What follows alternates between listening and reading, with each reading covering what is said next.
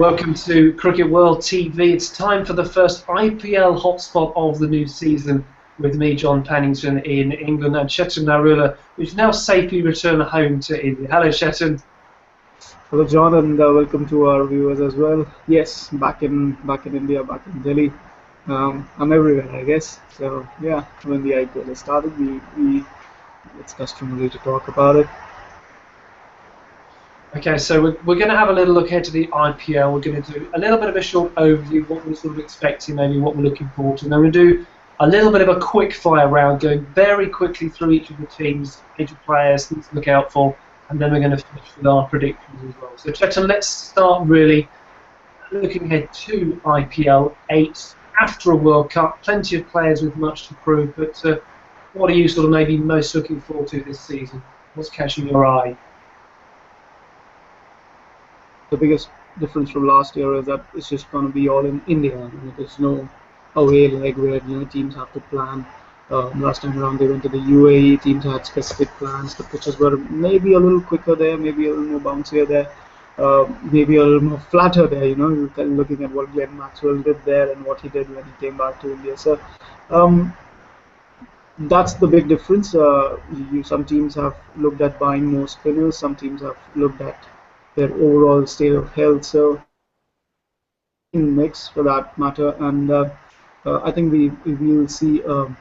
Obviously, we'll see different strategies, but we'll also see a concentrated effort towards playing the slower bowlers and trying to like I said, trying to just hit the ball out of the park, which is usually the USP of the IPL.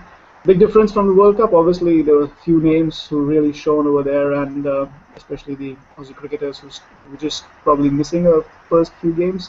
Not all of them, obviously, but some of them. So the world champions will be kind of coming here, and then obviously, some big reputations. There will be a Test series in West Indies where some key players will be missing over there. Not many English players missing, obviously, but having said that, yes, some key players from the West Indies missing for that as well. So overall, like I said, intriguing mix of teams and totally different format, slam bang approach, full on entertainment time. Absolutely. I was, and kudos you to manage to work in and reference to the English players missing there. Chetan, those the major one missing is Kevin Peterson as he tries to make his comeback to international cricket. So that I think Ravi Bopara, Zero, and Morgan is going to be playing both for Sunrisers, aren't they? Whether they'll get, I don't think they'd get in the first team there. Well, let's move on to the team, shall we, Chetan? I'm going to challenge you to really just give us a very quick preview of each team in no more than 60 seconds, maybe, just concentrating on maybe a couple of key players and sort of key themes. So off we go then. The favourites, Chennai Super Kings.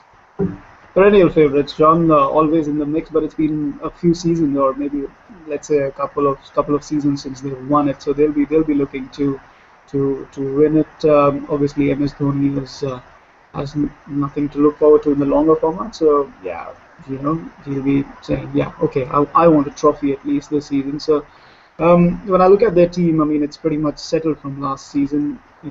Good top order, good balance of all-rounders in there as well. But you look at the players that they've gone for: Michael Hussey, Rahul Sharma, Kyle Abbott, Irfan Pathan, and then obviously they've gone for some for junior players as well. But when you look at these four big names that they've brought in, Michael Hussey, somebody who obviously a backup opener, but also somebody who is also a sort of a batting mentor role. Rahul Sharma, a spinner, and then Kyle Abbott, another. They always try and bring in a big name pacer. And then Irfan Pathan is perhaps the most interesting choice for me because he's an all-round choice. They've let go of Albie Morkel, of course, but then they have Ravindra Jadeja, which means, they also have Dwayne Bravo. So this is a sort of Chennai Super Kings always bank on all-rounders with fill up their number 5, 6, and 7, and this is an interesting choice in that regard.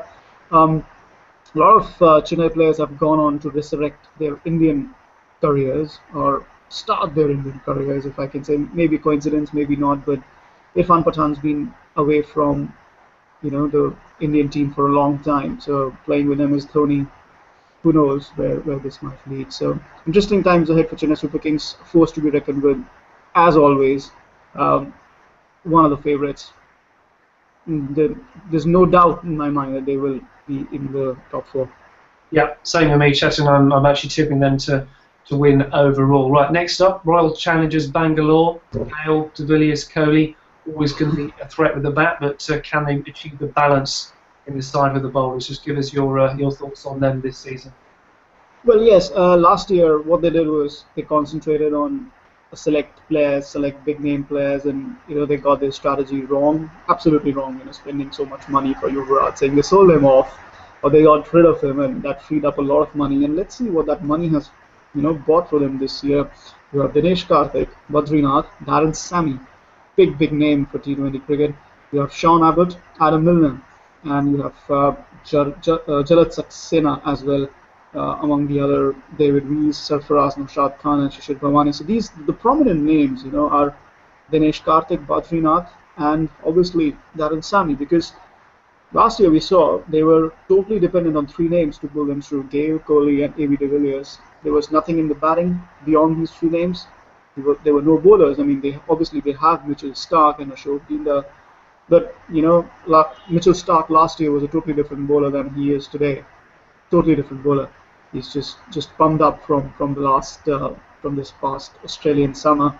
Um, so yeah, and obviously you have to keep in mind that Mitchell Starc is a foreign player. So when you play Gale and A.B. de Villiers, you already are filled up two slots, and you know so for them to find that balance was a bit tough.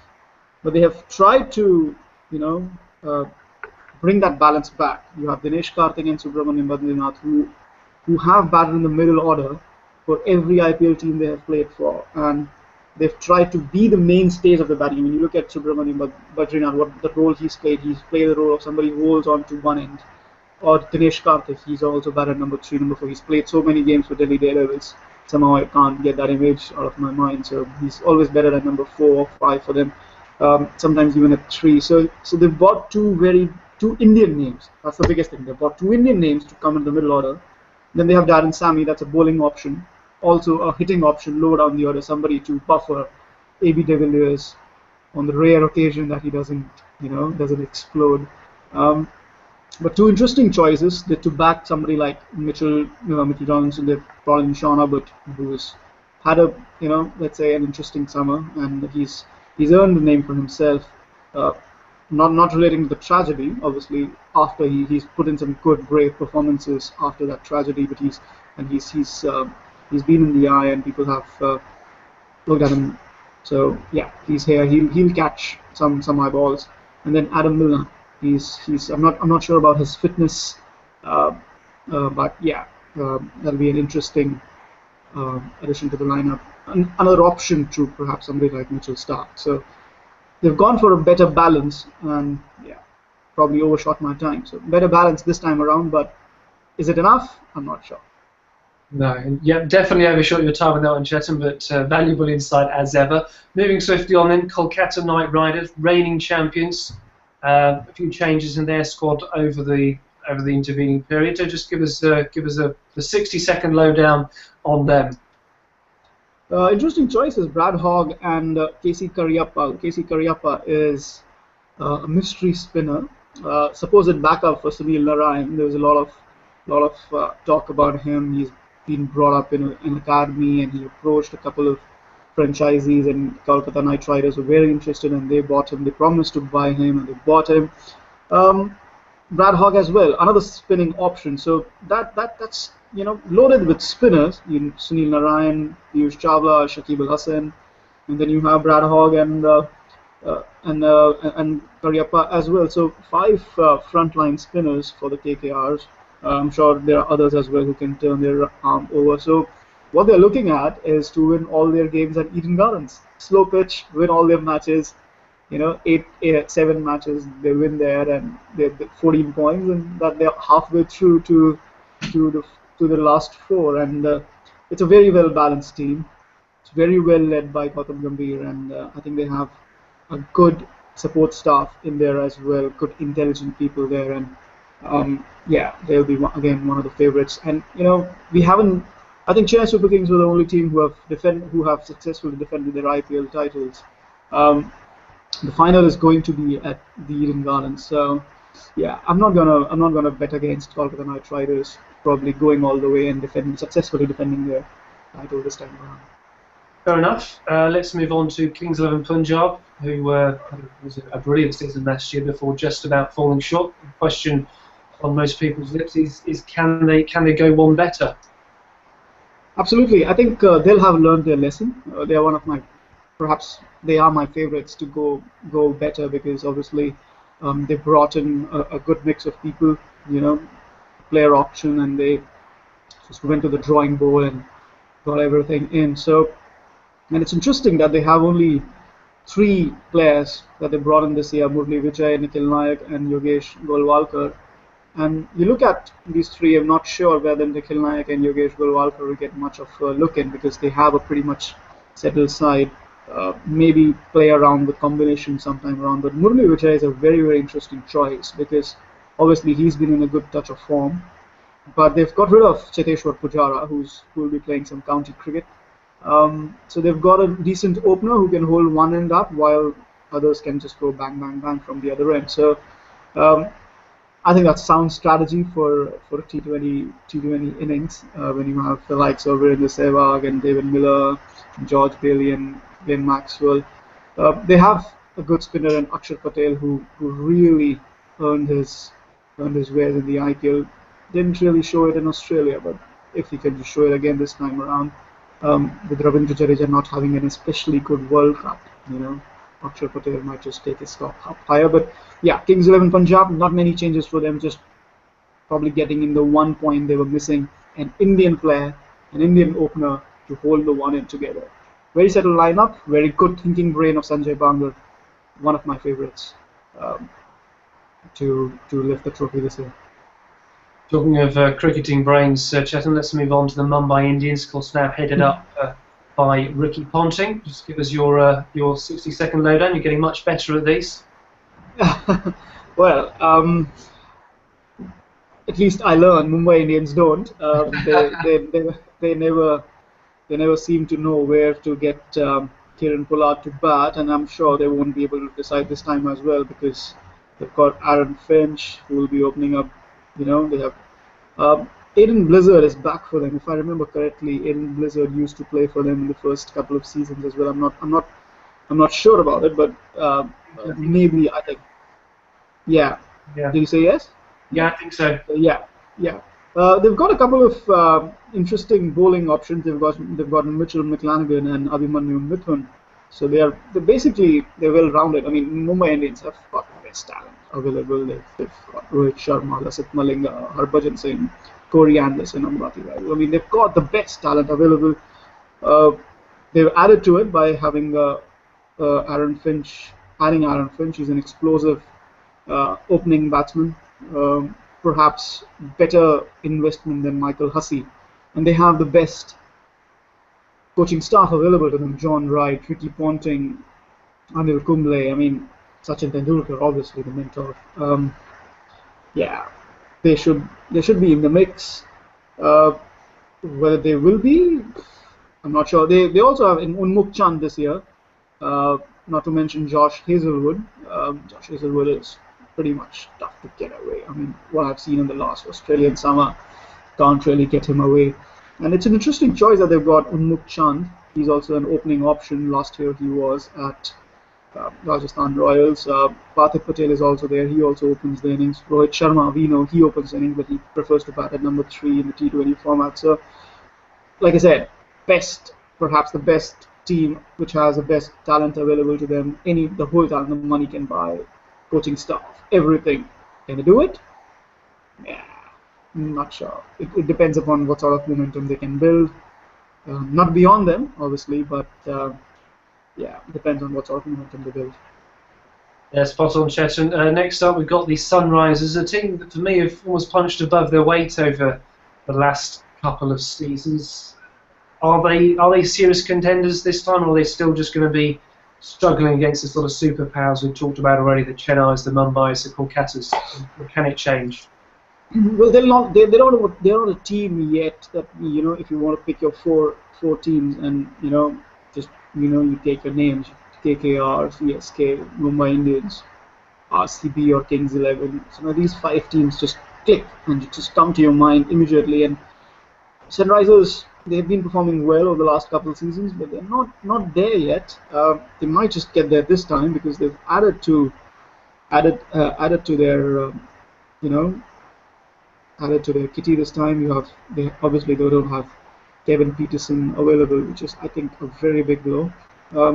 Ian Morgan though and Ravi Bopara, they should. I mean, it would have been something to see Peterson, Morgan, and Bopara in the same team. But um, your point about whether they will not fit in or not, I'm not sure because you have Kevin Peterson missing. They had Darren Sammy with them, and so obviously these two names have gone out. So you have two spots there to fill in. So obviously, and they have some good firepower in David Warner and David Steyn.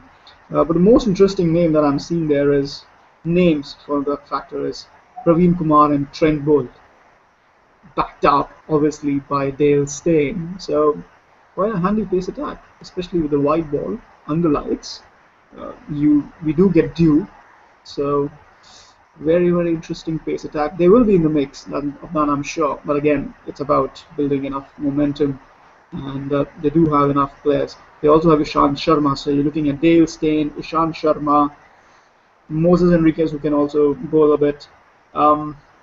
But yeah, Lakshmi Ratan Shukla, again a medium pace option. So Praveen Kumar, Trent Bolt, quite an interesting, quite a handy medium lineup of medium pacers. And so yeah, yeah, who could be the standout player? Yes, I missed out Kane Williamson, so a big player in there as well. He's shown that he's not just a test match player. He could be an ODI or a T20 player as well. So interesting lineup. Maybe they'll punch above their weight as well. Yeah, I think for me, a team that can probably beat any other team on their day, but possibly not quite there to win the title overall. What about the Delhi Daredevils then, Chetan? Is it? It seems to me about high time that they produced some better performances and gave you Delhiites a run to the playoffs, surely. Absolutely. Gary Kirsten, the coach, has a huge reputation in India for being a terrific coach. Obviously, World Cup winning coach, took India to the #1 Test team as well. Yeah, hasn't done much for the T20 side, has he? So they have a good fabric of South Africans with them. JP Dugiri, Albie Morkel, doing an Imran Tahir, and obviously Quinton de Kock. So good players. You have Manoj Tiwari, Kedar Yadav in the middle order, Saurabh Tiwari there as well. Big buys, obviously. They went to the drawing board and they bought quite a few names. Angelo Matthews, Yuvraj Singh, 16 crores. That's even higher than what he was paid last year, Yuvraj Singh. Amit Mishra. So that's Amit Mishra, Shahbaz Nadeem, the left-arm spinner, and Imran Tahir. So three good spinners in there for them. So Zahir Khan, obviously, he'll be. I'm not sure how many matches he'll play. The last time I saw him was on Sunday. I'm not sure again how many matches he'll play. Gurinder Sandhu, is good. He's looking forward to playing here. So, and they also have Shreyas Iyer, who's earned a very good reputation over the past Ranji season with loads of runs under his belt. So they have got decent names, but I think for the key for them is to get the maximum out of Yuvraj. 16 crores. It's not a small amount of money. He's been paid 30 crores in two IPL seasons, so he must show something for it. I think Yuvraj should bat at #3. If he does, I think Delhi Daredevils will absolutely have something to show for. And I don't see a better name in this squad that could bat at #3, because once Yuvraj gets going, he comes in at say over #4 or 5 after the openers get a decent start, and he stays on for a longer bit, gets going, and then starts hitting big. He may not be at the at par of the international level at the moment, but he definitely can punch his weight in the T20 leagues. Not international standard, just a couple of notches below. So yeah, he has to bat at #3, and maybe Delhi will have something to show for it. Good stuff. So finally, our final team, the Rajasthan Royals. The bookmakers make them the outsiders, but you can almost always rely on them to go on a little bit of a run at some point and cause a few upsets. A good sort of nucleus there of Australians and New Zealanders, which usually does pretty well. Chetan, just give us your thoughts on the Royals. Well, I'm looking at the names that they've gotten this time, and Chris Morris, Juan Theron, fine, these two are known players, but you look at Chris Morris was with Chennai Super Kings, so he's coming in from there. So that's an interesting book purchase for them. Barinder Singh Saran, Dinesh Solanke, Sagar Trivedi, Pradeep Sahu. I'm pretty sure they have a surprise package in either of those four names. They always do that. They have some good names. Obviously, Ajinkya Rahane will be their standout player at the top of the order. Shane Watson, James Faulkner, Steve Smith providing solidity in the middle order. Then you have Karun Nair, Kane Richardson, and then you also have Praveen Tambe, Sanju Samson. Not to forget Sanju Samson and Stuart Binney has earned a reputation playing for Rajasthan Royals as well. So, yeah, they'll be punching above their weight. As always, they always do that. They have somebody tremendous working for them as a mentor. That's Rahul Dravid. So yeah, they'll be in the mix. Whether they'll go all the way, whether they'll make the top four, yeah, there's a lot of permutations, combinations, a lot of possibilities, and that's the interesting point of the Indian Premier League. You can study the teams, you can study the squads at the start, you can make predictions, and they can all be torn up when the day comes.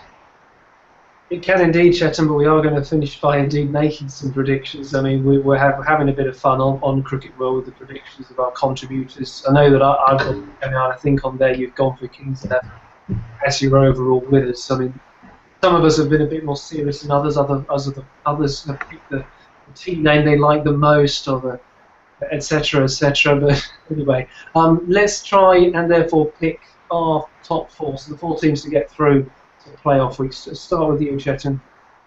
Why don't you start, John? Okay, I thought you might do that to me. Well, I'm going to go with Chennai Super Kings. Obviously, I picked them to win. They've got to get to the playoffs. Kolkata Knight Riders, they've had a fantastic run over the last few years. I don't see that stopping. Kings 11 Punjab, really felt last year was a breakthrough. As you said, they haven't made too many major changes. Those are my three bankers. And I'm going to go with one of Bangalore or Mumbai to make up the final four. So those are my sort of five that are going to somehow distill into four as the season goes on. So what about you, Chetan? Who did you pick for eventual winner? Eventual winner, I've gone with Chennai. Chennai, okay, no, not a bad pick. Yeah, I think I'll probably go with KKR, Kings 11, and Chennai Super Kings as well for the three bankers. These are perennial teams. Mumbai Indians look good. I think they will be there or thereabouts. But yeah, I would like to give the others a chance. Sunrisers Hyderabad for me. As much as I want to say Delhi Daredevils, I think they need to work with the new team and get it going. So I think Sunrisers Hyderabad will just about. Because I really like their medium pace combination, and if they decide that we'll make the pitch about bouncy, we'll get that home condition going. So yeah, you never know what could happen. And we have some games in Dharamshala, Mohali. Sometimes pitches turn up a bit bouncier than anticipated. So you never know. So Sunrisers Hyderabad for me as the fourth team, and yeah, those are my four predictions. With Kings 11 Punjab to obviously go the distance.